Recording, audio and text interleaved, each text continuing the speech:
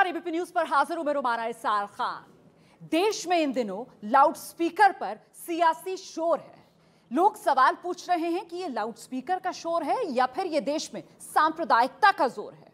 दरअसल तारीख 2 अप्रैल की थी जब महाराष्ट्र में एमएनएस प्रमुख है राज ठाकरे, उनकी तरफ से उद्धव सरकार को अल्टीमेटम दे दिया गया कि 3 मई तक राज्य से लाउडस्पीकर हटवा लिए जाएं, वरना फिर नतीजे भुगतने के लिए राज्य सरकार तैयार रहे।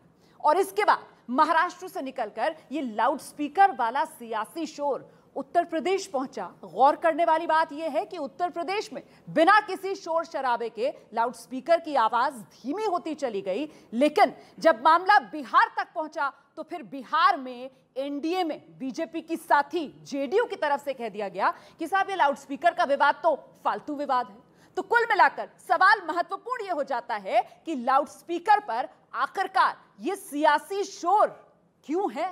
इसी पर चर्चा करने के लिए खास मेहमानों का पैनल जो इस वक्त स्टूडियो में हमारे साथ मौजूद है, एक एक करके आपका परिचय कराते हैं। बीजेपी की तरफ से प्रवक्ता राजीव जेटली, नीरज शर्मा रामकथावाचक हैं और विधायक हैं कांग्रेस पार्टी के, माधव आनंद प्रवक्ता जेडीयू, प्रोफेसर संगीत रागी दिल्ली यूनिवर्सिटी में पढ़ाते हैं, कलीमुल हफीज अध्यक्ष हैं दिल्ली में एआईएमआईएम पार्टी के, शादाब चौहान प्रवक्ता हैं पीस पार्टी के, मनोज काका प्रवक्ता समाजवादी पार्टी और सौरभ भारद्वाज विधायक हैं आम आदमी पार्टी के और साथ ही प्रवक्ता भी हैं। और हमारे साथ यहां स्टूडियो में देश का भविष्य मतलब युवा भी मौजूद हैं। तो जरा एक बार जोरदार तालियां आप सभी मेहमानों के लिए और अपने लिए बजा दीजिए, क्योंकि इस वक्त आज के इस मुद्दे को तोलने के लिए मुझे लगता है कि युवाओं की नजर से देखना और परखना भी बहुत जरूरी हो जाता है। लेकिन सबसे पहले राजीव जेटली जी, ये लाउडस्पीकर पर सियासी शोर क्यों है सर?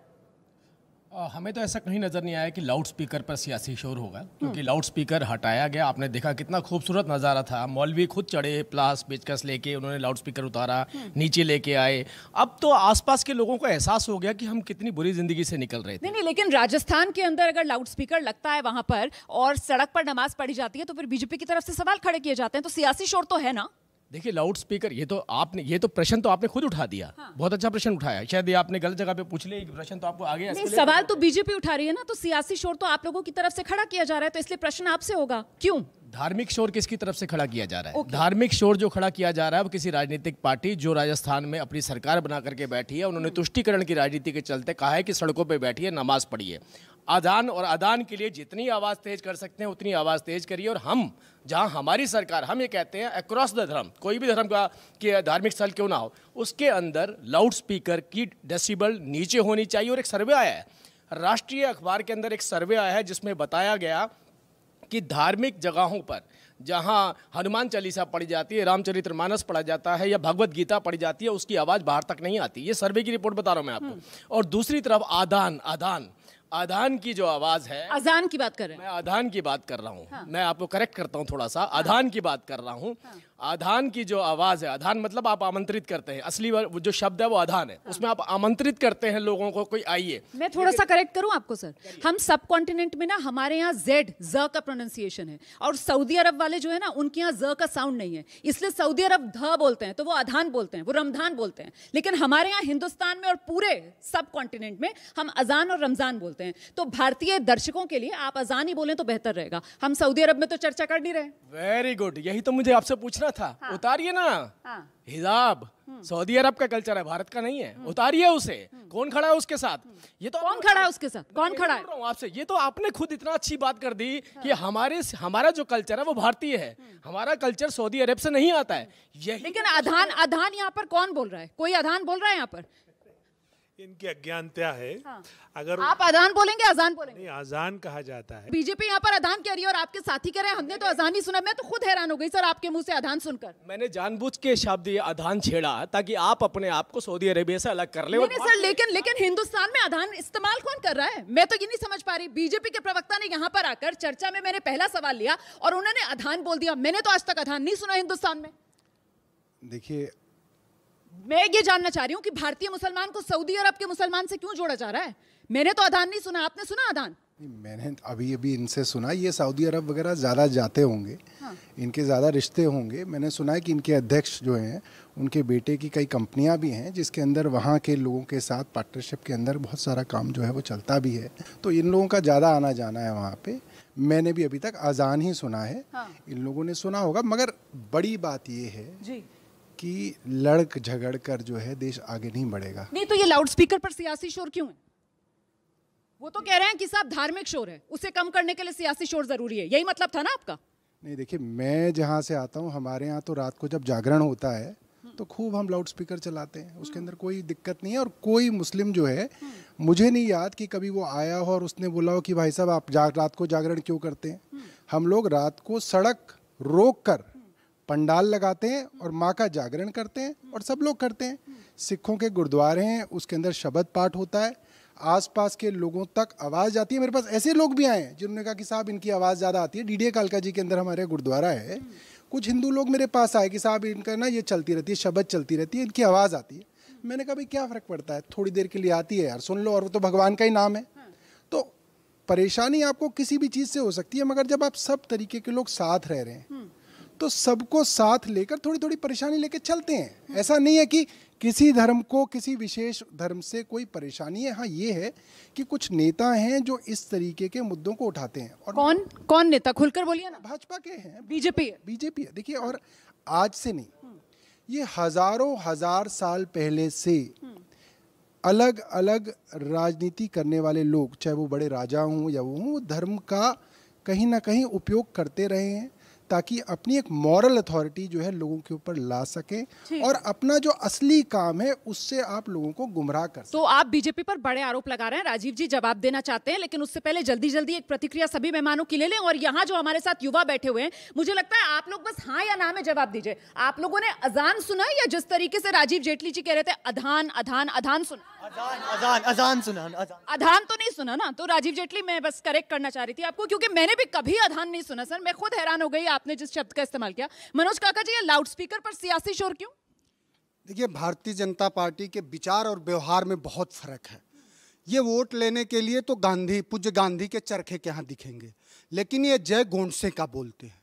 तो ये भारतीय जनता पार्टी के नफरत का एक तरह का ये जलाव के लिए जो लकड़ी मिलनी चाहिए, ये भारतीय जनता पार्टी की नफरत वाली जो आग है वो जलती कैसे रहे, इसके लिए ये तमाम तरह के प्रोपोगेंडे और जो आपके हमारे उत्तर प्रदेश के साथ ये जो युवा बैठे हैं, इनके रोजगार के सवाल, महंगाई के सवाल, जो लोगों के जरूरी बुनियादी सवाल हैं, वो कहीं दब जाएं, इसके लिए इनका रोज का रोज प्रोपोगेंडा चलता रहता है। पर सर, सिर्फ और सिर्फ बीजेपी पर क्यों आरोप? अब राजस्थान में कांग्रेस सरकार को देख लीजिए, वहां पर तो बाकायदा सड़कों पर लाउड स्पीकर लगवाए जा रहे हैं, सड़कों पर नमाज पढ़ने की इजाजत दी जा रही है। तो फिर ये सियासी शोर क्यों?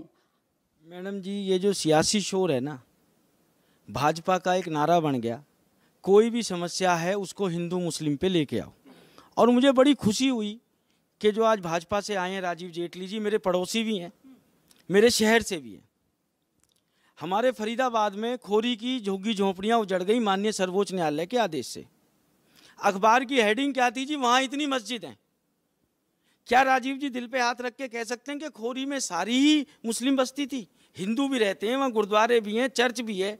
सिर्फ लड़ाई क्या है, अमीर और गरीब की। सर्वोच्च न्यायालय का फॉरेस्ट का खोरी के साथ और एरिया को भी उजाड़ने का था कि जो गलत कंस्ट्रक्शन से उनको भी हटाओ। 7 अप्रैल को एक नया ऑर्डर और आ गया, गरीब की झोंपड़ी उजड़ गई। गरीब आज तक विस्थापित नहीं हुआ, चाहे वो हिंदू हो, चाहे मुस्लिम हो, चाहे सिख हो, चाहे ईसाई हो। अमीर की एक ईंट टूटी हो तो बताओ। इन्होंने तो हर चीज को हिंदू मुस्लिम पे ले जाना है। आज बहन जी आप बात कर रहे हैं लाउड स्पीकर की, हम भी अखबार में पढ़ते हैं यूपी का स्कोर 31,000 लाउड स्पीकर हट गए। जबकि मैं आपको विश्वास से कहता हूं, जहां मेरे पड़ोस में रहते थे, मेरे घर में सुबह उठते के संग सबसे पहला काम, इलाके का विधायक हूं, 36 बिरादरी आती हैं, सुबह 7 बजे रामायण का एक पारायण पढ़ना चालू हो जाता है। वो 1 घंटे में ख़त्म हो, 1.5 घंटे में हो, 2 घंटे में हो। कसम से हमसे तो आज तक किसी ने नहीं कहा कि भाई साहब लाउड स्पीकर बंद कर दो।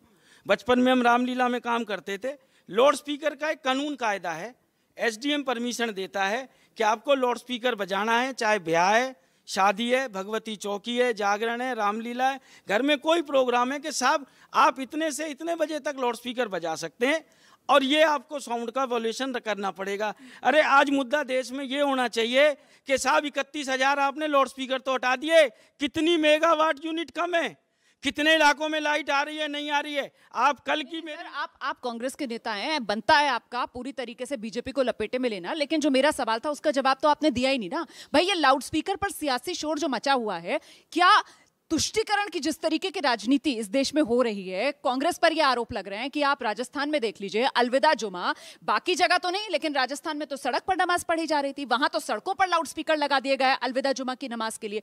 तो क्या तुष्टीकरण की राजनीति के खत्म करने के लिए लाउडस्पीकर पर सियासी शोर जरूरी है? देखिए, ये जरूरी है या नहीं है, लेकिन मुझे लगता है कि हिंदू समाज के एक हिस्से ने इस पर अपनी प्रतिक्रिया जरूर व्यक्त की है।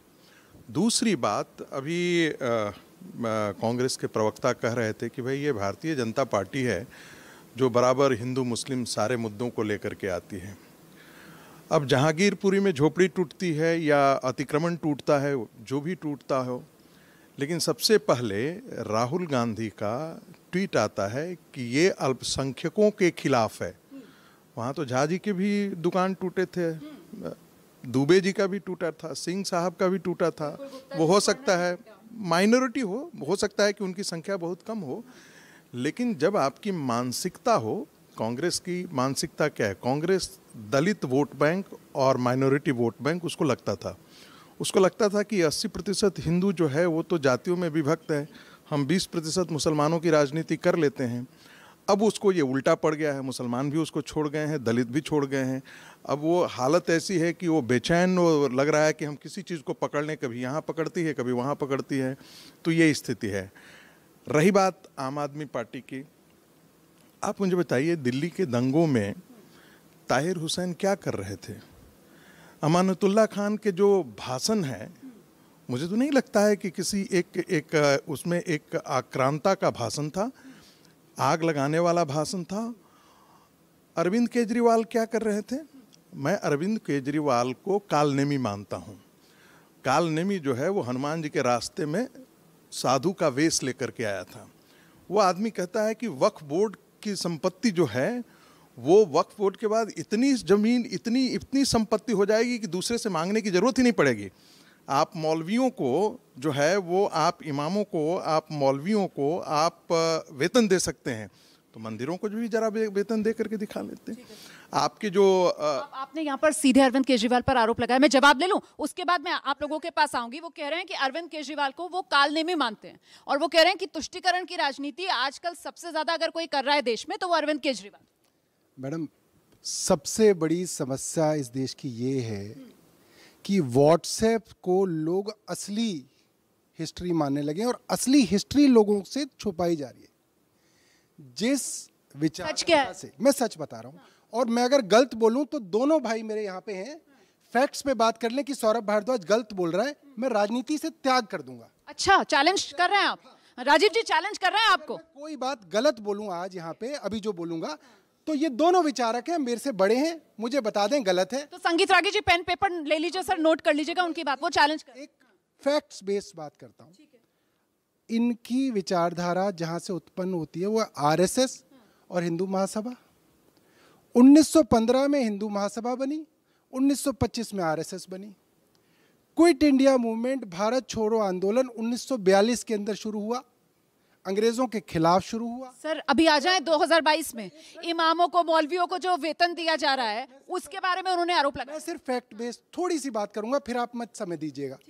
इन्होंने क्विट इंडिया मूवमेंट के अंदर अंग्रेजों का साथ दिया, क्विट इंडिया मूवमेंट की खिलाफत करी। दूसरी बात, मुस्लिम लीग के साथ आरएसएस ने 3 राज्यों के अंदर सरकार बनाई। सिंध में इन्होंने उनके साथ कोalition गवर्नमेंट बनाई, पंजाब के अंदर बनाई, बंगाल के अंदर बनाई, नॉर्थ वेस्ट फ्रंटियर प्रोविंस में बनाई। बंगाल के अंदर श्यामा प्रसाद मुखर्जी डिप्टी सीएम थे और मुस्लिम लीग के मुस्लिम नेता चीफ मिनिस्टर थे। इन्होंने ये काम किया है। और आज है फजलुल हक नाम था उनका, वो जो है इन्होंने सरकारें बनाई। जो अबुल फजल को जो ये लोग उन्होंने जो किया आजादी से पहले, अब आप वो कर रहे हैं। मैं ये बता रहा हूं, पीडीपी के अंदर जो लोग पीडीपी के साथ सरकार बना रहे हैं कश्मीर के अंदर, वो लोग सारी दुनिया को अंदर। सर अपनी कमीज कितनी साफ है कितनी उजली है ये बताइए ना, आप तो उनकी कमीज के दाग गिनाए जा रहे हैं। ये बता रहा हूं कि इनका इतिहास क्या है। इनका ये इतिहास है कि हमेशा मुस्लिम लीग के साथ इन्होंने, इनका इतिहास बता दिया आपने, लेकिन उन्होंने जो आरोप लगाया कि आप लोगों का वर्तमान ये है कि आप लोग तुष्टीकरण की राजनीति कर रहे हैं, ये वर्तमान है आप लोगों का। हमारा तो ये है कि जो काम हम लोग करते हैं वो सब धर्म के, सब जातियों के लोगों के लिए करते हैं। तो इमामों और मौलवियों को पैसा दे रहे हैं आप, बाकियों को क्यों नहीं दे रहे हैं? मैं बताता हूँ, वक्फ बोर्ड का एक्ट है, आज का नहीं है, हमसे पहले का है। वक्फ की जमीनें, मैं बताता हूँ, वक्फ की जमीनें, सर माइक यहाँ पर है, आपकी आवाज जाएगी नहीं। वक्फ की जमीनें हैं और आज से नहीं है, सालों से हैं। वक्फ की जमीनों से किराया आता है, उस किराए से वो सैलरीज देते हैं। अब अगर वक्फ का एक्ट है तो अरविंद केजरीवाल ने तो बनाया नहीं है, वो पहले से ही था, पहले से ही चलता आ रहा है। अगर हम इस तरीके की, जी, अगर हम हिंदू धर्म के मंदिरों की और ट्रस्टों की जमीनें जो बहुत बड़े बड़े लोगों के पास है उनको रख लें और उससे जो किराया उत्पन्न हो तो उससे हम मंदिरों के अंदर भी सैलरी दी जा सकती है, ये भी हो सकता है। अच्छा। अगर ये प्रावधान कानून के अंदर हो जाए तो ये भी संभव है। ठीक है, आपने सुन लिया उनका जवाब। वो कह रहे हैं हमारा कोई लेना देना ही नहीं है, तो एक्ट बना हुआ है पहले से। नहीं, वो अरे हम कह रहे हैं मंदिरों से जो आप टैक्स लेते हैं उसी में से रेवेन्यू शेयर कर देते हैं मंदिरों को। बहरहाल अरविंद केजरीवाल ने क्या कहा था, हम बड़े बंगले में नहीं रहेंगे। आपको पता है ना कहाँ रहते हैं हम? ये जो मारुति वैन है, मारुति कार है ना, वैगन आर, हम इसी में ये ब्लू वाला वैगन आर में चलेंगे। अब आपको पता है कि कहाँ से चलते हैं, हमको कोई सिक्योरिटी नहीं चाहिए, हम एयर कंडीशन कार में नहीं चलेंगे। आज का मुद्दा लाउड स्पीकर पर जो सियासी शोर है वो कैसे जोड़ रहा है? नहीं, एक उन्होंने जो कहा उनको वो पता नहीं, शायद मुझे पता है कि वो शायद इंजीनियर है लेकिन इतिहास का ज्ञान नहीं है। 1942 में जब क्विट इंडिया मूवमेंट शुरू हुआ था ना, तो कांग्रेस के लोग भी नहीं जानते थे, नेहरू तक को पता नहीं था। ये मौलाना अबुल कलाम आज़ाद ने अपनी इंडिया विंस फ्रीडम में लिखा है, नेहरू तक को पता नहीं था कि ये क्विट इंडिया मूवमेंट शुरू होने जा रहा था।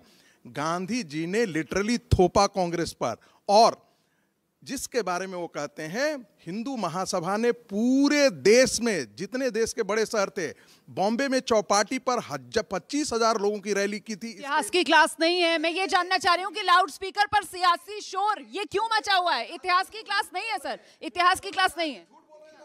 बीजेपी सबसे बड़ी, अच्छा एक मैं बताऊं, इतने सारे आपके सामने बच्चे बैठे, इनसे कहिए कि गूगल करके देख लीजिए, और आपका जो बैकएंड टीम है उनको कहिए गूगल करके देख लीजिए, क्विट इंडिया मूवमेंट में इन्होंने खिलाफत की थी, और दिखा दीजिए। मैं इनसे मैंने यही कहा कि अब ये अपनी रियल औकात पर आ गए कि ये गूगल के प्रोडक्ट हैं। अरे भाई गूगल नहीं, रिसर्च करके देखो, फाइल्स देखो। ठीक है, मुद्दे पर आते हैं। एक सेकंड, दोबारा से मुद्दे पर आइए जरा। लाउड स्पीकर पर सियासी शोर क्यों है ये बताइए ना आप। मैडम, परेशानी ये है कि भारतीय जनता पार्टी अपनी नाकामी को छिपाने के लिए मर्यादा पुरुष श्री राम और हनुमान जी के नाम का दुरुपयोग करती है। कभी इस नाम पे वो मॉब लिंचिंग करवाती है, कभी इस नाम पर कुछ गुंडों का इस्तेमाल करके, फ्रिंज एलिमेंट का इस्तेमाल करके मुसलमानों को गाली दिलवाती है। जब कुछ और नहीं मिलता है तो वो आज जो लाउड स्पीकर की बात कर रहे हैं, वो बताएं कल जो कांवड़ यात्रा निकलेगी उस पर ये अंकुश नहीं लगा रहे हैं? कल को जो माता का भंडारा होता है, जागरण होता है, उस पर अंकुश नहीं लगा रहे हैं? ये इस देश को कौन सा कम्युनिस्ट स्टेट बनाना चाहते हैं? किसके पर चल रहे हैं? ये भारत की कल्चर की बात कर रहे थे। राजीव जी बताइए, क्या भारत का कल्चर यही है कि आप इस देश के अंदर जो धार्मिक प्रथा है उसको खत्म कर देंगे? क्या आप बताइए कि सीता जी को जब ढूंढने गए थे तो लक्ष्मण जी ने क्या कहा था उनके चेहरे के बारे में कि मैं नहीं जानता ये बाली किसकी है? तो आप ना तो मर्यादा पुरुष श्री राम की विचारधारा को जानते हैं, ना हनुमान जी की नाकामी छिपाने के लिए आप कह रहे हैं कि लाउड स्पीकर पर सियासी शोर है। और बिहार में नीतीश कुमार कह रहे हैं साहब ये लाउड स्पीकर पर विवादी फालतू है, वो ये कह रहे हैं। तो आप अपने सहयोगी बीजेपी को ये नहीं बताते हैं? मैंने बड़ी शालीनता से सब लोगों को सुना, मुझे उम्मीद है कि मेरी बात को भी सब लोग सुनेंगे। हम लोग एनडीए के पार्ट हैं, लेकिन कुछ मुद्दे पे लेकर हम लोग की विचारधारा राय अलग रहती है, और होना भी चाहिए, क्योंकि दो अलग अलग पार्टियां हैं। अगर विचारधारा एक ही हो जाए तो फिर दो पार्टी क्यों? बीजेपी और जेडी तो मर्ज कर जाता है। तो स्वाभाविक है कुछ मुद्दे पे डिफरेंसेज हैं। जहां आपने लाउड स्पीकर की बात की, बिहार में सामाजिक सौहार्द बना हुआ, और मैं आपके चैनल के माध्यम से कहना चाहता हूं, जब तक नीतीश कुमार बिहार में है, लाउड स्पीकर कहीं बैन नहीं होगा। न मंदिर में बैन होगा, न मस्जिद में बैन होगा, न चर्च में बैन होगा। उसकी कोई आवश्यकता नहीं है। सामाजिक सौहार्द है, न हिंदू भाई को प्रॉब्लम है, न मुस्लिम भाई को प्रॉब्लम है। लेकिन बैन करने की तो कोई बात ही नहीं कर रहा है ना। बोल रहे हैं ना, वहां भी स्वर उठ रहा है ना। बीजेपी के कई विधायकों ने कहा ना कि वहां भी जैसे हम लोग का बैन करने का काम करेंगे। इसलिए जो सामाजिक सौहार्द बना हुआ है, मैं सब लोगों से आग्रह करना चाहता हूं कि सामाजिक सौहार्द बने रहने दें। इस तरह की बातें नहीं हो जहां कहीं भी किसी भी तत्व या किसी भी संप्रदाय या मजहब में इस तरह का जो है सो तनाव पैदा हो जाए। और दूसरी बात मैं कहना चाहता हूं, योगी आदित्यनाथ जी के बारे में कहा, जहां लाउड स्पीकर, वहां सभी धर्मगुरुओं ने स्वागत किया। अच्छी पहल है। मैं कहता हूं चाहे मुस्लिम धर्मगुरु क्यों ना हो, हिंदू में क्यों ना हो, सब लोगों ने एक स्वर से समर्थन किया कि सरकार ने जो डायरेक्टिव निकाला है सबको पालन करना चाहिए। वहां आवश्यकता महसूस हुई, बिहार में आवश्यकता महसूस नहीं हुई। और ये आपने बड़ी अच्छी बात की। मुझे लगता है मनोज काका जी से मैं इस पर जवाब दे लेती हूँ। जो बात अभी माधव जी कह रहे थे कि साहब उत्तर प्रदेश के अंदर लाउड स्पीकर को लेकर किसी तरीके का सियासी शोर शराबा हुआ नहीं, लाउड स्पीकर की आवाज धीमी होती चली गई। तो मतलब यूपी में तो योगी मॉडल हिट है सर। देखिए, योगी मॉडल कितना हिट है उस पर आपको उत्तर प्रदेश को देखना पड़ेगा। गाजीपुर से लेकर गाजियाबाद तक आप जब चलेंगी तो इलाहाबाद जो संगम की नगरी है, जो अध्यात्म की नगरी है, वहां एक हफ्ते में 15-15 मर्डर होते हैं। लाउड स्पीकर पर तो बात कर लीजिए सर। आज जिस मुद्दे पर बात कर रहे हैं इस पर तो आप नंबर दे दीजिए योगी सरकार को। लाउड स्पीकर के मुद्दे पर तो नंबर दीजिए। मैंने आपसे पूर्व में ही कहा कि लाउड स्पीकर हो, मंदिर हो, मस्जिद हो, ये धरती जो है और जो ये देश है, ये देश सावित्री फुले का है, जिनका साथ जब उन्होंने महिलाओं के लिए शैक्षणिक संस्थान खोला तो उनका साथ फातिमा शेख ने दिया। फूले साहब का साथ फातिमा शेख के भाई उस्मान। नहीं तो योगी राज में तो यही हो रहा है ना, लाउड स्पीकर मंदिर और मस्जिद सबसे उतर रहे हैं। लाउड स्पीकर की आवाज मंदिर हो या मस्जिद हो सब जगह धीमी हो रही है। इसीलिए तो मैं कह रही हूँ योगी मॉडल हिट है। कम से कम समता का भाव रखिए, आपसे बड़ी समता की उम्मीद है। और जो रागी साहब कह रहे थे, ये आरएसएस के वो नफरती लोग हैं जिन्होंने आजादी के 52 साल बाद तक इस देश का तिरंगा झंडा नहीं फहराया आरएसएस के मुख्यालय पे। ये बात करेंगे जब पूज्य गांधी ने कहा आरएसएस के लोगों से कि आओ आजादी की लड़ाई लड़ें, तो नहीं, हमारी तो राजनीतिक लड़ाई नहीं है, हम तो सांस्कृतिक लड़ाई लड़ रहे हैं। ये लोग जो अंग्रेजों का साथ दिए, आज ये ना हिंदुस्तान के हैं ना बाबा साहब के हैं। और मैं आपके माध्यम से, चूंकि बड़ा मंच है आपका और वैश्विक मंच है, इसलिए मैं कह रहा हूं कि यहाँ कुरान भी सुरक्षित है, यहाँ गीता भी सुरक्षित है, यहाँ बाइबल भी सुरक्षित है, लेकिन सब सुरक्षित तभी। अच्छी बात है ना, फिर क्या हर्ज है? सुरक्षित हो, क्या हर्ज है? अगर लाउड स्पीकर पर आवाज कम हो रही है मंदिर मस्जिद हर जगह, तो इसमें दिक्कत क्या है सर? एक तो आप समय पूरा देना। भाई साहब ने बात करी थी मस्जिद के इमामों की तनख्वाह की। मैं हरियाणा से आता हूँ, मेरी 2 मिनट बात सुनना। बहुत अच्छी इन्होंने बात करी, मेरे दिल की बात करी। मैं विधायक बनने से पहले रामकथा नहीं करता था। विधायक बने, कोरोना आ गया, लोगों को खिचड़ी प्रसाद बांटा, हमने खिचड़ी प्रोजेक्ट चलाया। एक दिन मेरे गली के पुजारी मंदिर में छोटा से थे, आके कहने लगे भाई साहब रोटी के फांके पड़ गए। उस समय लेबर कार्ड बन रहा था। मैंने कहा पंडित जी वो बनवा लीजिए। कहने लगे नहीं यार, हम पूजा करते हैं, ब्राह्मण की योनि, हम झूठ बोल के कार्ड नहीं बनवाएंगे।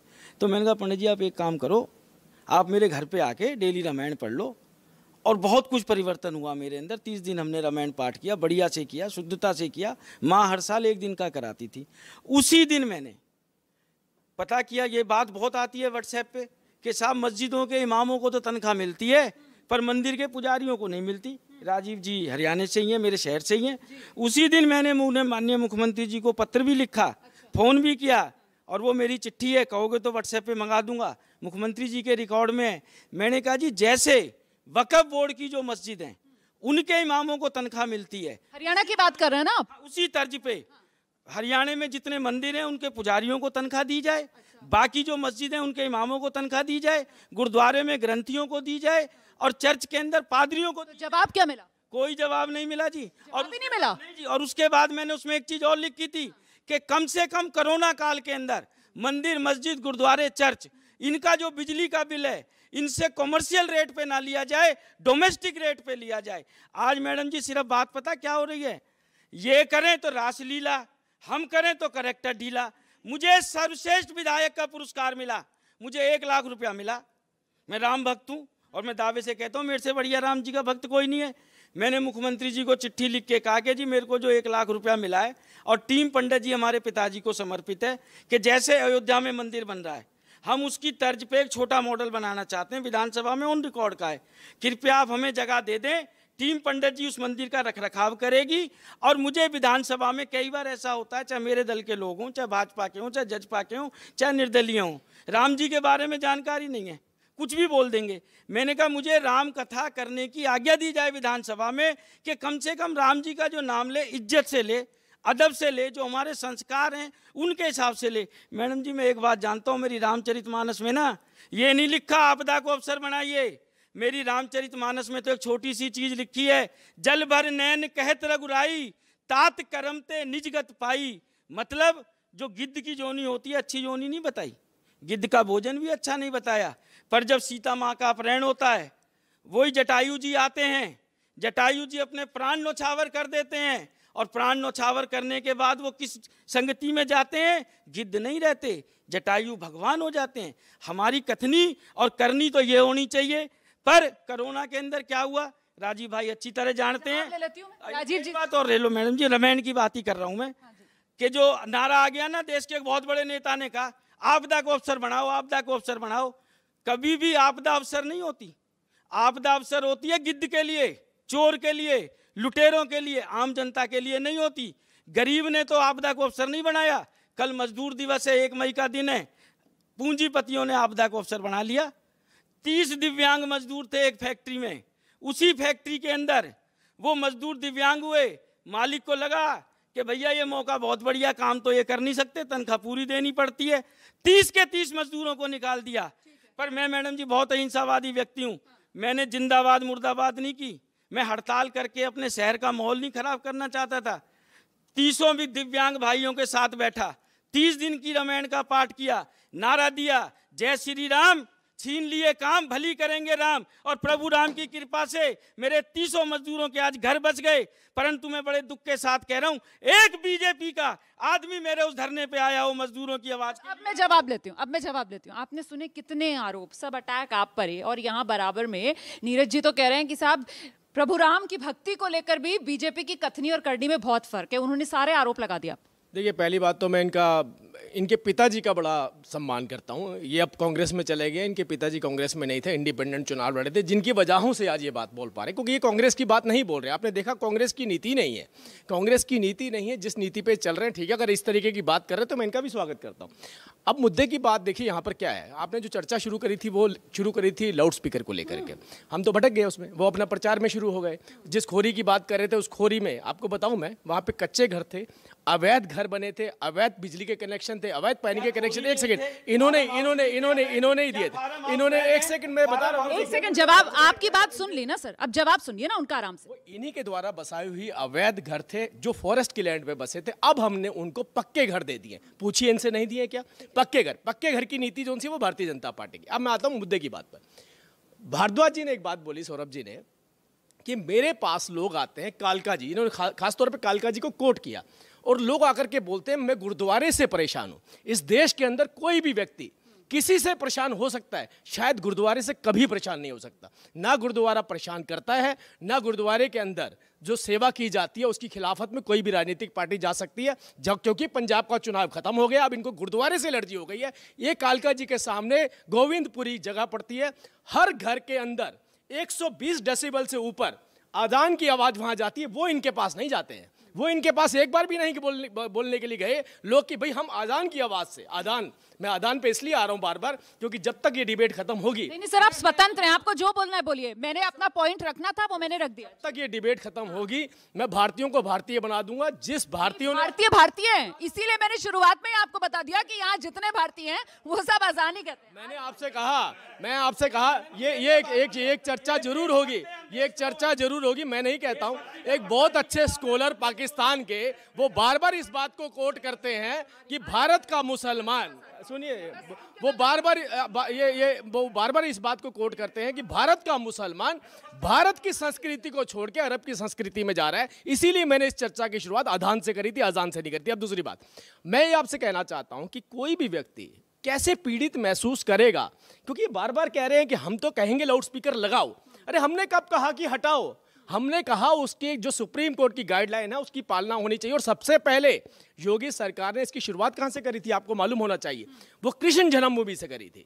उन्होंने कहा था कि बाहर के लोगों को आवाज नहीं आनी चाहिए, लेकिन मुसलमान, मैं मुसलमान हूं, मेरा अधिकार अलग है, मेरे नियम अलग हैं। मैं भारत के अंदर अरबी कल्चर के साथ रहूंगा, मैं भारत के अंदर भारत की संस्कृति को नहीं मानूंगा। ये जो आरोप लगा रहे हैं इसमें सच्चाई है, आपका क्या तर्क? देखिए, भारतीय जनता पार्टी और संघ परिवार इन दोनों ने मिलकर पूरे देश में मुसलमानों के खिलाफ एक नफरत का माहौल बनाया है। उस नफरत के माहौल से उत्तर प्रदेश से, जहां पे अजान के सामने हनुमान चालीसा पढ़ा गया, वहां से ये बात उत्पन्न हुई कि ये लाउड स्पीकर के सामने हम भी पढ़ेंगे। उन जो इनके फेनेटिक लोग हैं, इन्होंने हिंदू युवाओं में एक बड़े सेक्शन को रेडिकलाइज किया है। उसके दो आपने नतीजे देखे। एक, आपके नोएडा में ही सेक्टर 39 के पुलिस स्टेशन में घुस के बीएचपी के जो रेडिकल एलिमेंट है, उन्होंने पुलिस की पिटाई करी एक बलात्कारी को छुटाने के चक्कर में। दूसरे नंबर पे उन्होंने भी अयोध्या में एक मस्जिद के खिलाफ बाकायदा मुसलमानों की जालीदार टोपी पहन के, वो महेश शर्मा, महेश मिश्रा और एक पांडे और उसके 10 साथी, ये सब रहने से लग गया ना सब पर। से भी अभी नहीं लगा है, ना इन पे लगा है, नोएडा वालों पे, ना उन पे लगा है। दूसरी बात, ना भी उनके घर पे बुलडोजर चला है। मेरा सवाल ये है कि उसके बाद एमएनएस के जो जिम्मेदार हैं बॉम्बे वाले, राज ठाकरे, उन्होंने ये मुद्दा लपक लिया और उन्हें भी लगा कि कमजोर गर्दन नजर आ रही है, हम भी मुसलमानों के खिलाफ कहते हैं कि हम 2 मई के बाद हम इसको उतारेंगे। तो ये सब फेनेटिक लोग हैं। इन्होंने हिंदुस्तान की शांतिप्रिय जनता, जो हिंदू मुस्लिम बहुत मोहब्बत से और प्यार से एक साथ रहते हैं, 1400 साल से अजान हो रही है, गुरुद्वारे में कीर्तन हो रहा है, जो भी जगराता होता है या किसी मंदिर में भी जो आरती होती है, किसी को कोई एतराज नहीं है। आज इनको 1 महीने से उस लाउड स्पीकर से आजाद हो गई, प्रॉब्लम हो गई। दूसरी बात, मैं युवाओं के पास चलूं, मैं युवाओं के पास। एक बात और कह दीजिए मुझे, ये जो बात आप डेसिमल की कर रहे हो, योगी जी 5 साल से मुख्यमंत्री हैं, आज उन्हें याद आया ये सुप्रीम कोर्ट का डिसीजन बहुत पुराना है, जिसमें ये है कि जो भी 2005 का है वो डिसीजन पता है। तो ये इनसे पूछा जाएगा तुम कर क्या रहे थे 5 साल से, तुमने अप्लाई क्यों नहीं किया? आज योगी मॉडल की बड़ी तारीफ हो रही है।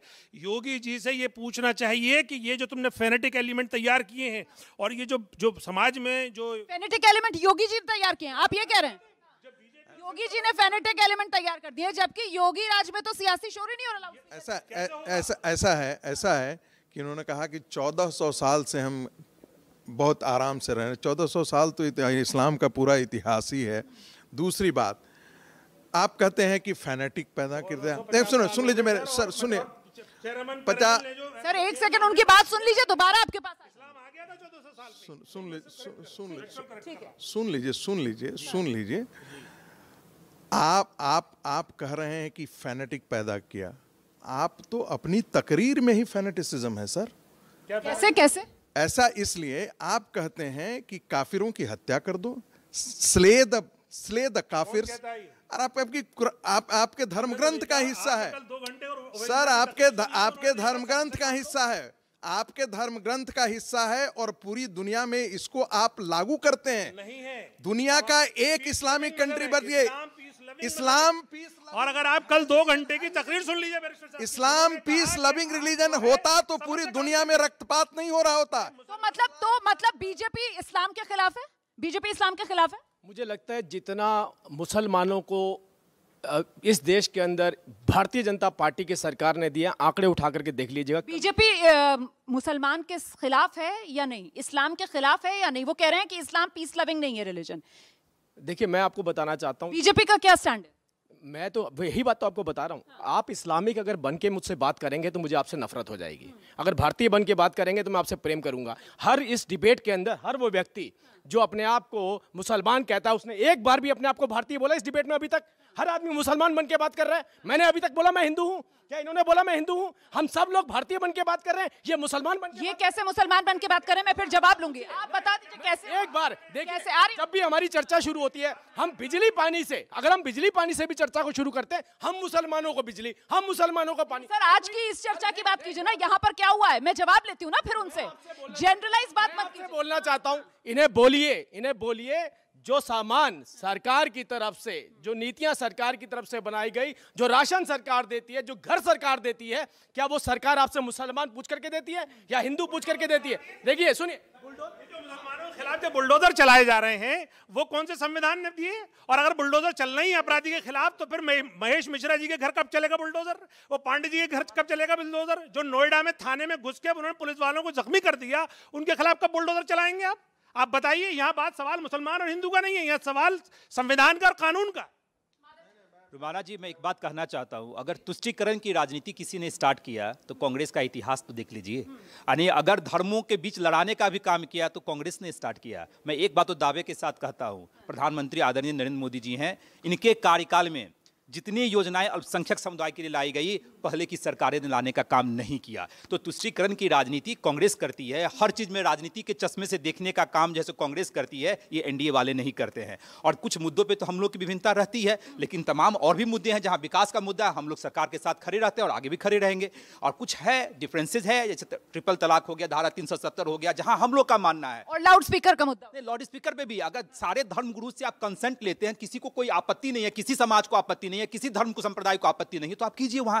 लेकिन जहां ऑलरेडी सामाजिक सौहार्द बना हुआ है तो वहां सामाजिक सौहार्द बिगाड़ने का भी काम आप मत कीजिए, सबको साथ में रहने दीजिए। तो जब आप ये कहते हैं कि सामाजिक सौहार्द बिगाड़ने का भी काम मत कीजिए, तो मतलब क्या फिर बीजेपी की सरकारें दूसरे राज्यों में सामाजिक सौहार्द बिगाड़ने का काम कर रही हैं? क्या मतलब लाउड स्पीकर पर ये सियासी शोर जो है वो देश की जो गंगा जमुनी तहजीब है उस पर बड़ी चोट है? इन तमाम सवालों पर किसका नफा है, किसका नुकसान है? सवाल महत्वपूर्ण यह भी हो जाता है कि लाउड स्पीकर पर अगर ये सियासी शोर है तो क्या ये देश की गंगा जमुनी तहजीब पर चोट है या फिर ये तुष्टीकरण की राजनीति का सफाया हो रहा है? इन्हीं तमाम सवालों के साथ आइए एक बार फिर से रुक करते हैं अपने खास मेहमानों का।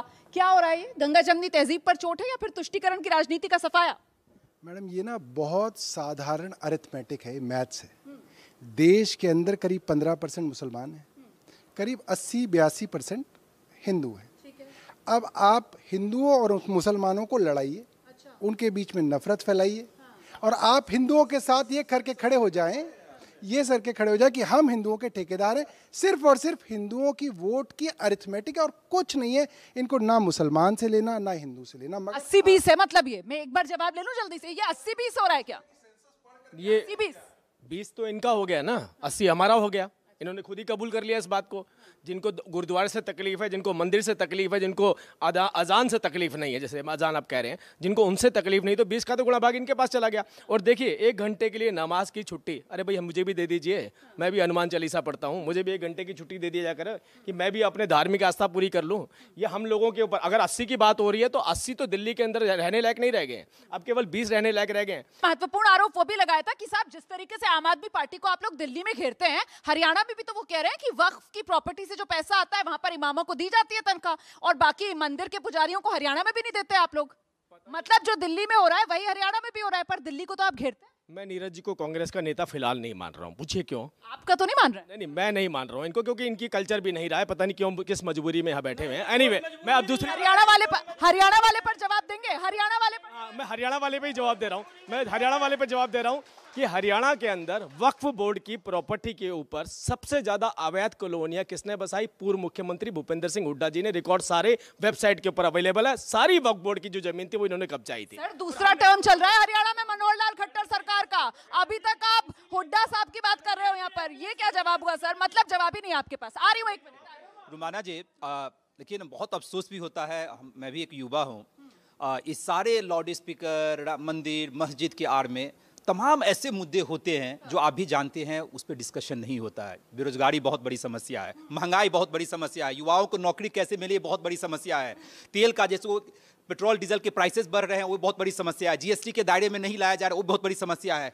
ऐसा नहीं लगता है कि अपने देश में जो महत्वपूर्ण मुद्दे हैं वो गौन हो रहे हैं और जो धर्म से रिलेटेड मुद्दे हैं वो हावी हो रहे हैं? यह भी देश के लिए और लोकतंत्र के लिए उचित नहीं है, इस पर भी सोचने की आवश्यकता है। माधव जी आपने बड़ी इंपॉर्टेंट बात की है, मैं देश के जो भविष्य है युवा उन्हीं का रुख करती हूँ। यहाँ पर जो माधव जी कह रहे हैं कि साहब लाउड स्पीकर जैसे मुद्दे जो हैं वो सियासी शोर उन पर जोरदार हो रहा है, और जो बुनियादी मुद्दे हैं आपको क्या लगता है बुनियादी मुद्दा क्या है? लाउड स्पीकर या जिसकी बात कर रहे हैं माधव जी वहां पर बेरोजगारी, महंगाई, बुनियादी मुद्दा क्या है? बेरोजगारी वगैरह, अनएम्प्लॉयमेंट, ये ज़्यादा इंपॉर्टेंट चल रहे हैं। लाउड स्पीकर में तो सामने दिख रहा है कि यहाँ इक्वालिटी है सब में। हनुमान चालीसा के लिए भी डेसिबल सेट कर दिए हैं, अजान के लिए भी कर दिए हैं। उन पे सियासी करना ज़्यादा सही नहीं रहेगा। अनएम्प्लॉयमेंट वगैरह जो है उन पे करे तो ज़्यादा सही रहेगा। जी एकदम सही बात है। जो मतलब अनएम्प्लॉयमेंट है वो हमारी इंडिया में बहुत बढ़ गई है, तो हमें अनएम्प्लॉयमेंट पे ज़्यादा ध्यान देना चाहिए, जबकि ये धर्म वगैरह को छोड़ के। तो ये जिस और कोई बोलना चाहता है? हाँ लाउड स्पीकर पे पॉलिटिक्स क्यों खेली जा रही है? ये सिर्फ एक मुद्दा है कि इससे बाकी मुद्दे कवर करने जा रहे हैं, जैसे महंगाई वगैरह। आप अनएम्प्लॉयमेंट में जैसे कह रहे हैं, अनएम्प्लॉयमेंट इस वजह से हो रही है कि ये फ्री बिजली दे रहे हैं, फ्री पानी दे रहे हैं, उससे सब लोग ये कहेंगे काम क्यों करें जब सब कुछ फ्री मिल रहा है। और जो हाई क्लास और फ्री राशन भी मिल रहा है, हाँ जी, तो उसमें जो मिडिल क्लास और हाई क्लास वाले हैं वो तो ये कहेंगे कि हम फंस गए हैं, हमारे को तो बिजली लग रही है, जो लो क्लास वाले उन्हें नहीं लग रही। ठीक है, और कोई बोलना चाहता है? हाँ खड़े हो जाइए प्लीज। कि हमारे पास मुद्दे और भी हैं। इंडस्ट्रियल सेक्टर की अगर मैं बात करूं तो मैम मेरे को सिर्फ इतना अभी हाल ही में पता चला है कि 9 बजे से रात को 6 बजे तक बिजली वहां पर नहीं आती है। जो वर्कर पूरे दिन काम कर रहा है, रात को वो एक पंखे के नीचे भी सो नहीं पा रहा है। तो उस मुद्दे के ऊपर कोई बात नहीं कर रहा है। मुद्दे पर, ऐसे मुद्दे पर बात हो रही है जिसमें कि हिंदू मुस्लिम हो जाए, या फिर ऐसा हो जाए कि अजान की डेसिबल्स क्यों है या फिर हनुमान चालीसा के डेसिबल्स क्यों है। उस मुद्दे पर बात कीजिए ना, जिसमें इंसान को कहीं ना कहीं, जिसके लिए पॉलिटिशियंस हैं। बहुत बहुत महत्वपूर्ण बात, मुझे लगता है जरा तालियां बजाई जानी चाहिए कि जो असली मुद्दे हैं, जो बुनियादी मुद्दे हैं, उन पर बात हो नहीं रही है, बल्कि हिंदू और मुसलमान को आमने सामने लाकर खड़ा कर रही है ये सियासत। तो फिर ऐसी सियासत में फायदा किसका है? यहाँ तो 80-20 पर बात आ गई है संगीत रागी जी, तो जाहिर सी बात है गणित तो ये कहता है 80 वालों को फायदा होगा। देखिए, मैं शुरू से ये बात कहते आया हूँ कि कांग्रेस ने यही पॉलिटिक्स किया। कांग्रेस को हमेशा लगता रहा कि अरे 80% हिंदू तो जातियों में बटा हुआ है। सर अब 2014 से तो बीजेपी सत्ता में है ना, 8 साल हो गए। उत्तर मेरा सुन लीजिए प्लीज, आप मेरे उत्तर सुन लीजिए। ये बच्चे जो उठा रहे हैं प्रश्न, बहुत अच्छे प्रश्न उठा रहे हैं, लेकिन बच्चों एक चीज ध्यान रखो, इस देश में मुस्लिम समाज ने आज तक, मैं फिर कह रहा हूं गंभीरता से सुनना, यदि प्रॉफेट मोहम्मद पर कार्टून बनता है तो दंगे यहाँ करते हैं, सीरिया में होता है तो दंगे यहाँ करते हैं, टर्की में कुछ होता है, सुन लीजिए ना। अरे साहब बताइए ना, एक मुझे बोल लेने नहीं, मुझे बोल लेने। कौन सा दंगा हुआ? सीरिया में इस देश का मुसलमान लड़ने जाता है।